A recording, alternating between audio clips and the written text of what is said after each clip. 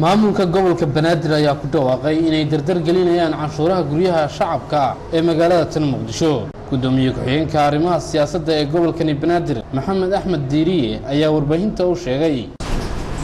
muhiimadan hadda in kugu yeernana waxay tahay shaqada ka socota ama hawlaha ka socda maamulka gobolka Banaadir ay wadaan gobolka Banaadir ka socda oo ugu muhiimsan shaqooyinka hadda socda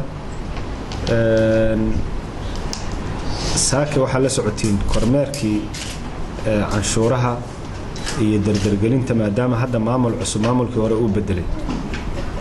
maamulkii hore canshuuraha guryaha ku dhawaaqay waxa ku jiray ilaa intaas xoogaa habacsanaana ku jirtay laakiin guddigu wuxuu dib u bilaabay mar kale shaqadiisii horey uu wadi jiray oo ahayd canshuurihii guryaha in la dardargeliyo si maamulka gobolka Banaadir uu ugu tilaabsado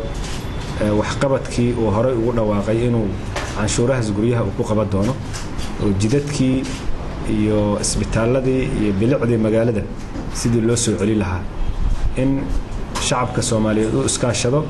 canshuurihii guryahana la bixiyo canshuuraha guryaha sidaad ogtiin waxa loo asteeyay jidadka magaalada Muqdisho in lagu dhiso ayadaasana insha Allah taala lagu dhisi doonaa mar kale uu gudoomiyaha gobolka Banaadir ku dhawaaqay in la dardar geliyo muhiimadeena saakay kormeerkii saakay aad ogeydeen oo socday inta ugu muhiimsan in asaasi ahayd iyo in dib boorka looga jafo waxaan rajaynaynaa maalinta sabdiga hadduu Ilaahay yiraahdo ayagoo socdaba hore waa u socdeen laakiin xoog ugu badan inuu bilowdo maalintaasaan rajaynaynaa maamulkii hore gobolka Banaadir oo hogaaminayay Xasan Maxamed Xuseen Mungaab iyadoo maantana maamulka cusub ee gobolka Banaadir oo sheegay inay halkii ka sii wadi doonaan canshuuraha guryaha shacabka Cabdisaaq Abdulqaadir SBC Muqdisho.